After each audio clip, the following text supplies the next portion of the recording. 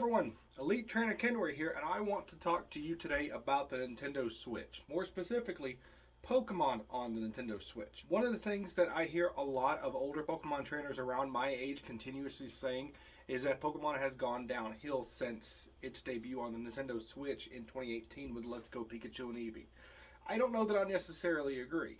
Today, I want to cover 10 features that have debuted on the Nintendo Switch and has made the Pokemon mainline series games better for it. So, I originally decided to do this in no particular order, just 10 features in random order. But since then, I decided to change that and do this in the order at which the feature, i.e. the game it came from, debuted. So we're going to start with Let's Go Pikachu and Eevee features, and we're going to end with Pokemon Legends Arceus features. So with that being said, let's get started.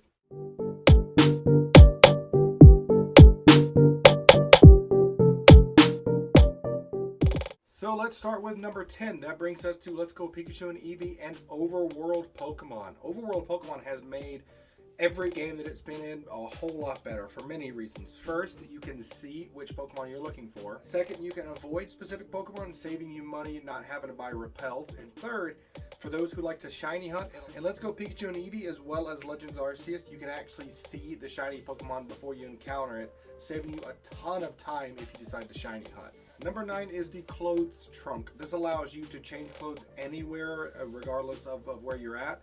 And this feature actually was supposed to have debuted in Generation 6 with X and Y. The clothing trunk is in the data for X and Y, however, that item and feature was never implemented. I'm not sure why, just know that it wasn't implemented.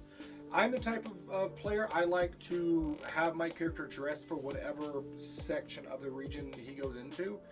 Meaning if I'm in a colder region or in a cave, I like my character to be dressed like he's going out in the cold. It kind of helps with immersion. So I really like the idea of being able to change clothes wherever you are, and I honestly do not understand why they didn't include that feature in BDSP or Sword and Shield or Legends Arceus, but I genuinely hope that feature makes a comeback with Scarlet and Violet. And that brings us to number 8, which is a feature that allows you to access your Pokemon from anywhere. The Anywhere PC feature is what I imagine it's called.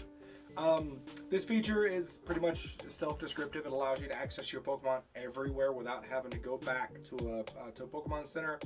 Outside of the Elite Four, I think in BDSP you can access your PC in the Elite Four. I have to go check that out. But that is another one of those things that makes everything a whole lot easier.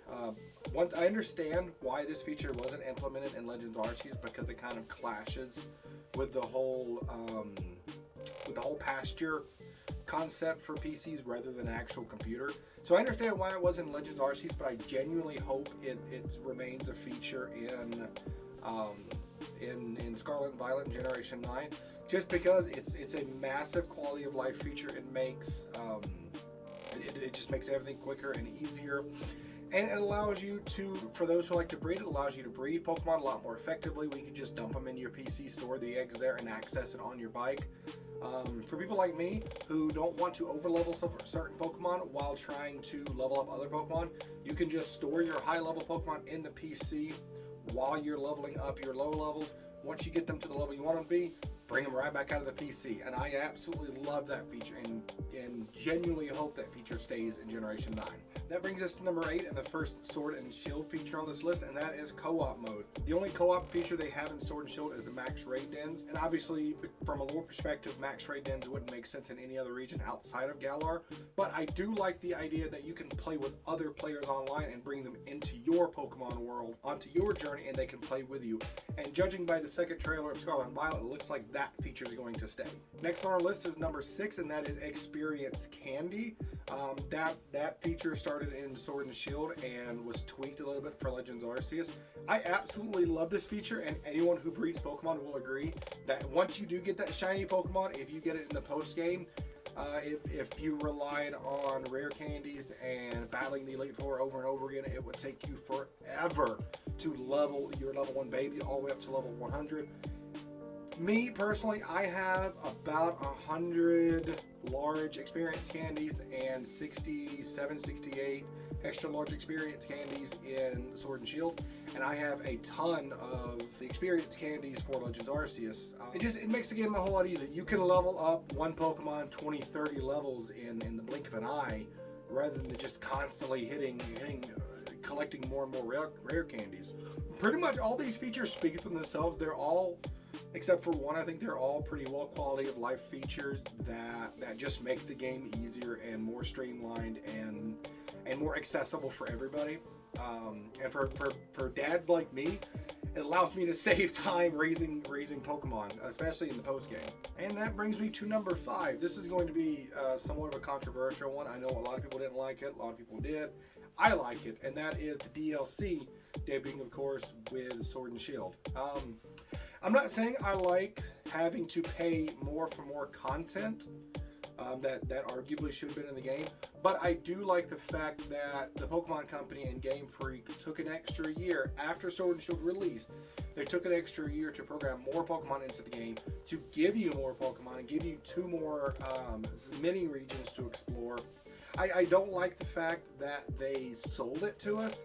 I wish they would sell a season pass sort of thing with DLC, or just give you the DLC after the fact. But I do like the fact that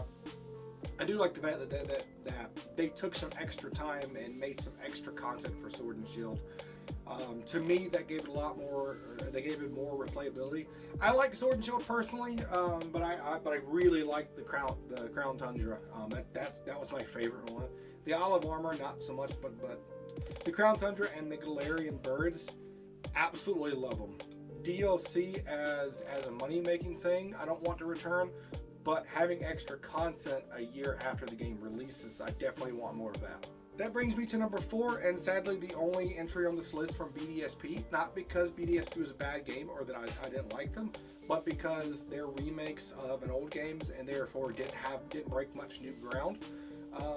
But the one feature that they did add for BDSP, and I really like this, was the fact that they locked Arceus behind playing and beating Legends Arceus, meaning you had to have completed the Pokedex back in Ancient History in order to access Arceus in these games. Arceus famously was supposed to have been available in the original Sinnoh games and wasn't available because it would have been too complicated. Now Arceus is available in the new Sinnoh games. However, he's locked behind this grand adventure in the ancient world. And I think that's a really cool idea. They kind of had something similar to this in Sword and Shield, with a Pokemon being locked behind a save file from another game, and that was Gigantamax, Pikachu, and Eevee. I'm not including this on this list because you could get Gigantamax, Pikachu, and Eevee without having Let's Go Pikachu and Eevee save data in your Switch.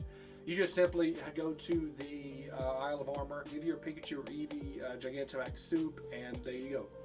So while G-Max, Pikachu, and Eevee were locked behind save data, they weren't. There was another way to get them without having to have that same data.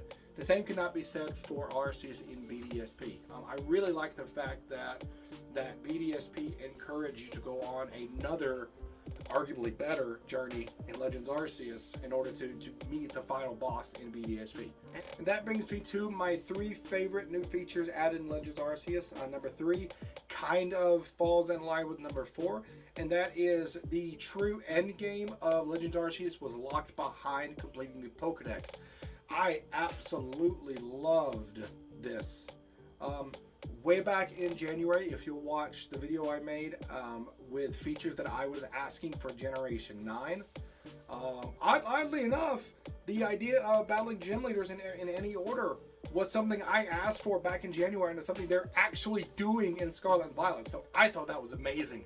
Another thing that I asked for in Generation 9 is to lock the post-game behind completing the Pokedex. When I asked for that, I had no idea that they genuinely were going to put that in Legends Arceus. So 2 of the features that I asked for in one of my first videos on this channel were 2 features that they added in Gen 8 and Gen 9. So that's really cool. I'm going to put the picture of that right here, and I'm going to put a link down below if you guys want to go back and watch that. There is one more feature that I really, really think they should add from that video, and that's basically your Pokemon learning moves from each other rather than TMs. I'm not going to get into that right now. But let's talk about the Pokedex. So in Legends Arceus, you had to complete the entire Pokedex in Legends Arceus, not a living dex, but just complete the Pokedex. You didn't have to complete level 10 or perfect it. You just had to meet every Pokemon in ancient history in order to meet Arceus. And I really, really like that idea. I really like the idea that catching every Pokemon used to be something that the Pokemon games were known for. In the first 2 generations, they had the tagline, gotta catch them all, in red, blue, and yellow, and gold, and silver, and crystal. They dropped that in generation 3, partly due to the fact that you could not transfer certain Pokemon. You can transfer any Pokemon from Gens 1 and 2 to 3. That's the reason why they came out with Fire Red and Leaf Green in the first place. But I liked the fact that Legends Arceus locked the post-game behind the Pokedex completion, and because of that, you had to have every Pokemon available in Legends Arceus. You didn't have to trade from any other games. I like that just as much, if not more. So that's it for number 3, and that brings me to feature number 2.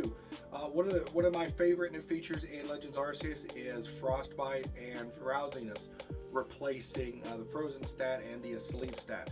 Just because Frostbite and Drowsiness makes a heck of a lot more sense than being asleep or being frozen. For example, I will never forget playing Pokemon Stadium back in the day, and I had a Rapidash on my team, and the computer had a Lapras, I think, and the Lapras had used Ice Beam and froze my Rapidash. And I remember staring at the flames on Rapidash's back thinking, this makes absolutely no sense. That this Pokemon is a horse that is on fire and its flames are frozen. It just did not make any flippin' sense whatsoever. Fast forward to 2022 and Frostbite is now a thing, and that makes a hell of a lot more sense that this Pokemon got hit with a blast of ice and got burned from that ice. That makes a lot more sense than just it being frozen. The same thing with Drowsiness. It makes a lot more sense that your Pokemon is too tired to attack rather than your Pokemon is just asleep. Because if your Pokemon is asleep, any high power attack should wake that Pokemon up. However, if your Pokemon is tired, doesn't matter how much it gets slapped around, that's not going to fix it being tired. So while those two changes didn't make much of a difference, to me they made a lot more sense in the universe of Pokemon. And that was a lot. And that brings me to my number 1, honest to goodness, favorite features since Pokemon's moved to the Switch, and that is overworld Pokemon battles. The fact that you can start an encounter with a Pokemon or with a group of Pokemon, and at any point during that battle, you can just walk away. That is one of my absolute favorite new features, and that absolutely, if nothing else on this list, that feature should be in every single generation moving forward, because the ability to walk away from any Pokemon battle and not have to worry about the time it takes to start an encounter or to finish an encounter, that is just absolutely chef's kiss beautiful. It saves so much time. It makes so much more sense in an in-game perspective. It makes so much sense in an in-universe perspective that from a convenience perspective, you don't have to worry about whether your Pokemon's speed stat is too slow to run away. You don't have to worry about keeping items like the Pokédoll in your inventory for your older gamers. You don't have to worry about if you can run away. You just walk away. That's it. And if you accidentally get into an encounter with a Pokemon that you can't take on, especially if you're doing a Nuzlocke run, you just walk away. That's probably my favorite quality of life feature. That and being able to access Pokemon from anywhere. So that is it for my top 10 features that have been introduced since the Switch. That's pretty much it for this week. I'll have a new theory video hopefully next week all about Ghost Pokemon, if I can get it researched and scripted out quickly enough. Put it out by the end of the week. Leto85 is a YouTuber who's been commenting on a lot of my videos, and he actually asked for me to show you guys my Pokemon collection, which I can go ahead and promise you my collection won't be nearly as impressive as any other Pokemon content creator out there. But he was really nice and respectful about the way he asked for it, so I'm going to show you guys that real quick. So starting up top, we have my evolutionary tree of life, which was given to me by Birdkeeper Toby after I paid for it. And then up top, you see my Let's Go Pikachu and Let's Go Pikachu and Eevee steelbooks. And then below that, you see my Sword and Shield steelbooks. And then over here, I've got my Sword and Shield Golden steelbook. I've got Zamazenta representing because he's my favorite. Zacian is on the back. Zacian's right there. And I use these command strips, number one, because they keep the steelbooks safe. And number two, they also keep my walls safe. I really, really like these steelbooks. I would like to get the steelbook for these two games, but I haven't gotten it, unfortunately. And I want to get the steelbook for this game. This is a Charizard pin that was found at work by my manager in my last job, and she let me have it because she knows I was a Pokemon fan. This is just a golden card that I ordered off of Etsy. I also have an ancient Mew card somewhere, and once I find it, I'll put it right here. These are all the Kanto badges I got off of Wish, God, 5 or 6 years ago. This was my Twitter profile picture for the longest time. I photoshopped this, and my wife actually had this made for me from the Photoshop. It's one of those canvases. It's like 6x6 or 5x5 or something. And then the Johto badges. This is the Palkia pin that came with the BDSP pre-order. There was a Dialga pin, but it broke. Go figure. And Pokemon Snap. And this we actually got for our daughter because her nickname is Eevee, but she's not old enough to use it yet. This, of course, is the Master Sword from Legend of Zelda. This guy over here is Excalibur. All of him. And then I've got the first, second, and third Pokemon movie in a steelbook on Blu-ray. I've got the box from BDSP pre-order. And then I've got, these are just the TCG Pokeballs. Standard. I painted this, but this was the Premier Ball. I made a Rocket Ball. I made a Park Ball. I made an Aqua Ball. This is the Stone Ball from the Clay Doll episode of the anime. I made it just out of a luxury ball. And I've got a Quick Ball. I got a Home Ball that I made out of another luxury ball. I've got the GS Ball, which this is probably my favorite one. I've got the Net Ball. I've got the Dive Ball. Dusk Cave Ball. What's it called? What is this called? Shoot. I can't think what it's called, but there's one you use in caves. I got Luxury Ball.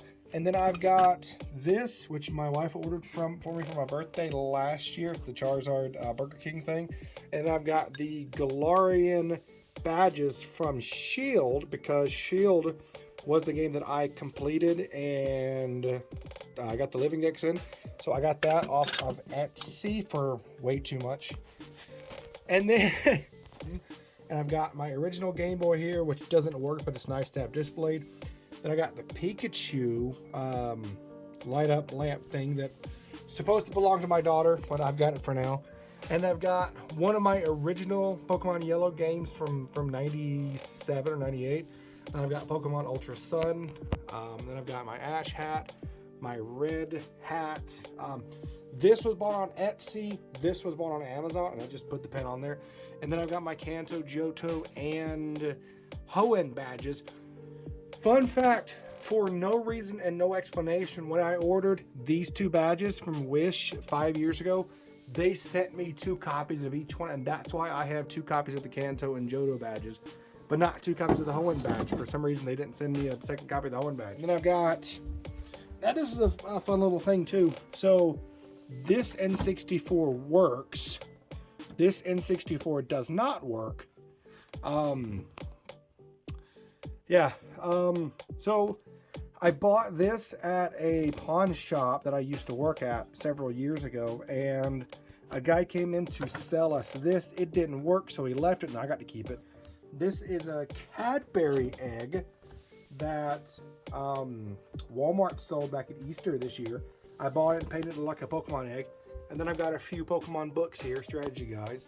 And then I've got my Switch case. Oh!